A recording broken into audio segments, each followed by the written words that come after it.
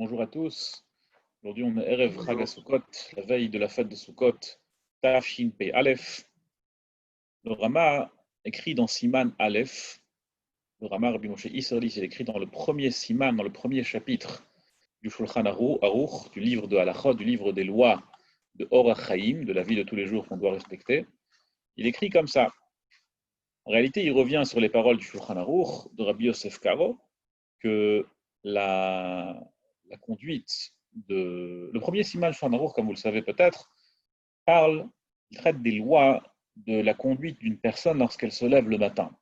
Alors, par exemple, lorsqu'on se lève le matin, on n'a pas le droit de se lever, de se dévêtir de manière inappropriée et explicite, parce que on réalise que Akadosh Baruch Hu, que Hachem se trouve partout où on est. Il se trouve même dans la pièce où on dort lorsqu'on se lève. Et donc, en réalité, dès qu'on se lève, il faut déjà réaliser qu'on se trouve devant Hachem, qu'on se trouve en présence d'Akadosh Baruch Hu. Maintenant, évidemment, comme vous l'imaginez, comme vous le savez, la présence d'Akadosh Baruch Hu n'est pas pareille partout. Par exemple, dans un endroit où on prie, on étudie, dans une choule, dans un Beit HaMidrash, dans ces endroits, la présence divine est beaucoup plus élevée, elle est accrue vis-à-vis du reste du monde, mais la présence divine et Akadosh Baruch Hu, Hachem, se trouve partout. Et donc, il faut avoir une certaine conduite, un minimum de bonne manière, dès qu'on se lève le matin. Ein yeshivat ha'adam utnu'atav ve'asakav vehu levado babait, ki yeshivato utnu'atav ve'asakav vehu lifnei melech gadol.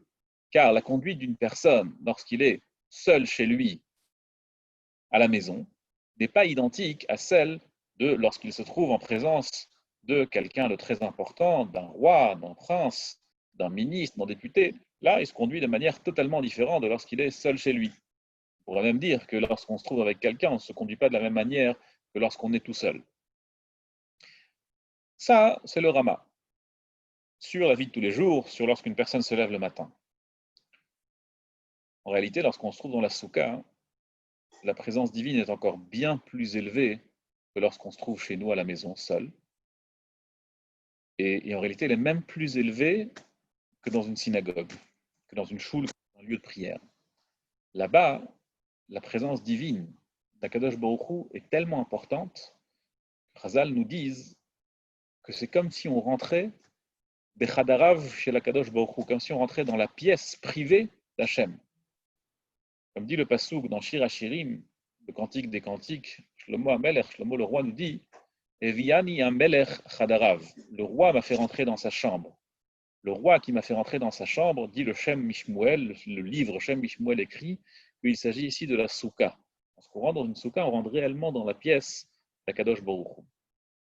Alors évidemment, notre conduite, lorsqu'on rentre dans une pièce qui est considérée comme la pièce privée d'Akadosh Baruch Hu, ne peut pas être la même conduite que lorsqu'on est chez nous, et même pas notre conduite comme si on était dans un simple lieu de prière, parce que la soukha est encore même plus élevée, d'un certain point de vue, qu'un lieu de prière. Rabbi Moshe Cordovero, qui est un très grand kabbaliste, très grand érudit en Ptimiyut Torah, en intérieur de la Torah qui est cachée du commun des étudiants, il faisait très attention que lorsqu'il était dans la soukha, il ne disait pas une seule parole vaine.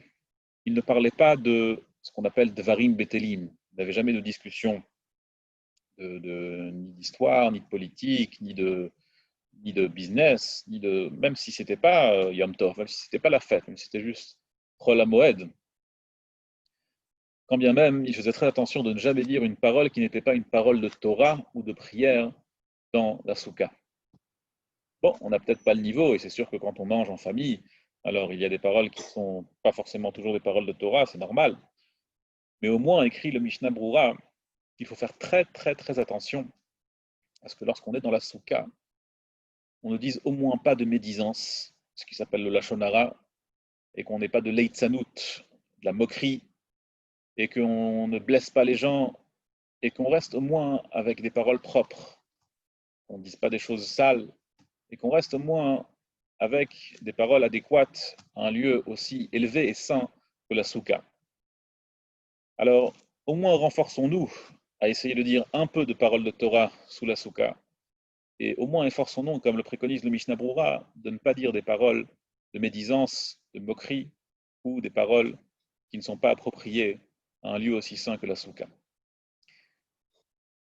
Il y a, je vais vous raconter avec votre permission, deux petites histoires concernant l'importance de Ben Adam Lachavero, Ben Adam Lachavero, une personne vis-à-vis de l'autre, la conduite qu'une personne doit avoir vis-à-vis de l'autre, qui dépasse en réalité n'importe quelle mitzvah qu'on doit faire. On raconte sur Rabbi Mordechai de Nashriz qu'un jour, vous savez qu'en Europe de l'Est, les drogim, les quatre espèces, étaient quasiment introuvables. Et à tel point que les communautés de centaines et de centaines de personnes, ils s'associaient tous pour pouvoir acheter un seul set de 4 espèces pour que toute la communauté puisse faire dessus la bénédiction le premier jour de Sukkot. Et ça pouvait durer des heures et des heures et des heures. Toute la communauté passait pour faire Netilat Lulav, pour pouvoir avoir le mérite de secouer le Lulav, de bénir, de faire la bracha et d'accomplir la mitzvah de Netilat Lulav, alors que aujourd'hui, vous voyez que les Arbaat Aminim, les 4 espèces, on les trouve dans n'importe quel.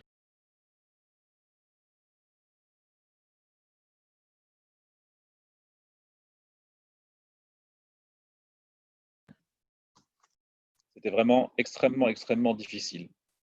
C'était vraiment extrêmement difficile. Et on raconte que Rabbi Mordechai Nashriz, une année, il a fait beaucoup, beaucoup d'efforts financiers et d'organisation pour pouvoir s'obtenir son propre set, ce propre set de 4 espèces. Et il a ramassé des sous toute l'année, il a travaillé, il a mis de côté. Et enfin arrive le grand jour, quelques jours avant Sukkot, il a réussi à obtenir, on lui a emmené d'Afrique du Sud une paire de haravot, de hadassim, un etrog, un lulav. Et c'était la veille de la fête. Et il voit un pauvre juif qui pleure au coin de la rue. Il lui dit: pourquoi tu pleures? Il dit: écoute, moi je suis un charretier, je conduis une charrette. Et malheureusement, mon cheval est mort aujourd'hui. Je ne sais pas quoi faire, parce que c'est ma seule parnassa, c'est ma seule source de revenus. J'ai une famille, j'ai beaucoup d'enfants en bas âge, je ne sais pas comment les nourrir. Et maintenant, je me retrouve sans gagne-pain. Et en plus, on est veille de fête. Et je ne sais même pas comment je vais remplir mon frigo. Et je suis vraiment dans une situation terrible. Rabbi Mordechai de Nashriz n'a pas réfléchi 2 fois. Il a pris son étrog. Il est tout de suite allé chez un riche monsieur qu'il connaissait dans la ville. Il a dit: regarde, j'ai un étrog, je te le vends à un très bon prix. Est-ce que tu acceptes de me l'acheter? Le riche, il a entendu ici une bonne affaire, il a dit: allez, on y va. Et avec cet argent, Rabbi Mordechai de Nashriz a racheté un cheval à ce pauvre juif qui avait perdu son gagne-pain. Et il a dit que cette année-là, toute la communauté a fait la bracha avant d'accomplir la mitzvah de Souka, de Lulav, avant de secouer le Lulav. Il a dit: moi j'ai fait la bracha sur le cheval. Moi, ma bracha cette année, que j'ai fait avant la mitzvah, c'était sur la mitzvah d'avoir acquis un cheval à ce pauvre juif. Une histoire similaire mais complètement différente a eu lieu avec Rabbi Yechiel Mechel de Zlotchov. On raconte qu'une année, il a vraiment voulu s'acheter un etrog, des 4 espèces pour lui, parce qu'il ne voulait pas s'appuyer sur les 4 espèces de la communauté. Et il n'avait vraiment pas de sous. Il avait un seul trésor chez lui, c'était les tefilines de son père. Son père était aussi un très très grand sadique, et les tefilines de son père valaient beaucoup d'argent.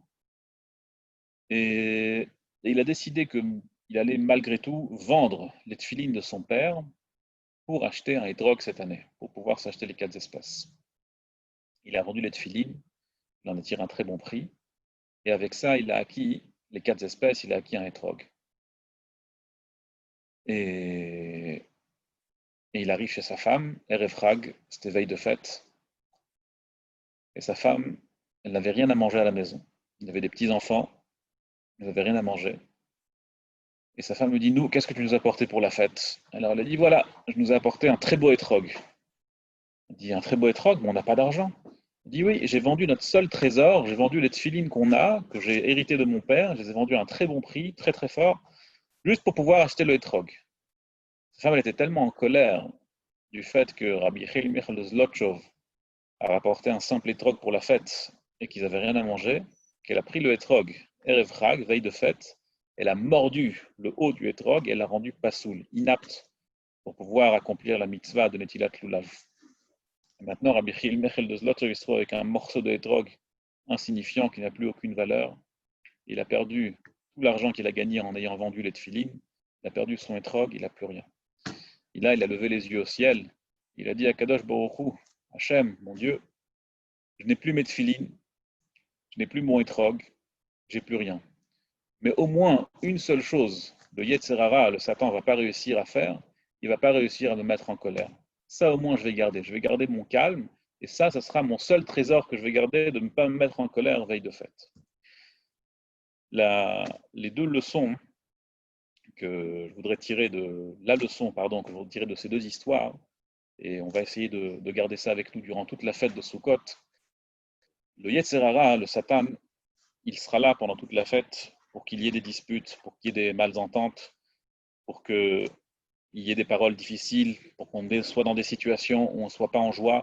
Et comme vous le savez certainement, il y a une mitzvah de la Torah d'être besimcha vesamarta bechagecha, il faut être joyeux toute la fête. Une des mitzvot, une des choses à faire durant cette fête, c'est d'être joyeux durant toute la fête, 7 jours sur 7, 24 heures sur 24, sans aucune interruption. De ne pas être en colère, de ne pas être triste, de ne pas être mélancolique, il faut être joyeux. C'est une mitzvah très difficile, à tel point que le Gaon de Vilne a dit que c'est la mitzvah la plus difficile de la Torah, parce que c'est parfois incontrôlable d'être joyeux pendant 7 jours sans interruption. Et le Satan, il est là, il essaye à tout prix de nous mettre en colère et de nous rendre pas contents et tristes. Et il faut savoir que l'essentiel, au-delà de la mitzvah de la Souka et au-delà de la mitzvah du Etrog, c'est de Chaz v'Shalom, pas être en colère et pas être triste et d'accomplir pleinement la mitzvah de Vesamarta Bechagecha. Et en réalité, beaucoup de Sfarim écrivent que beaucoup de livres écrivent que la Simcha, plus le nombre d'efforts qu'on met à être joyeux pendant la fête de Sukkot, alors la joie de la fête de Sukkot nous accompagne après toute l'année. Et on aura une réelle raison d'être joyeux. Alors je nous souhaite, Bezrat Hashem, qu'on soit complètement joyeux cette fête, qu'on ait une fête pleine de joie, que ça marche bechagecha, qu'on n'ait aucune tristesse, aucune colère, et qu'on fasse très attention dans la Soukha à ne pas dire de médisance ou de moquerie ou de paroles désobligeantes, et qu'on soit complètement propre, qu'on ait le mérite d'être dans l'antichambre d'Akadosh Baruch Hu, la chambre privée d'Akadosh Baruch Hu, et grâce à ça, on aura une joie toute l'année, Yeshuot Venechamot. Chag Sameach, Shabbat Shalom, et à très bientôt. Chag Sameach.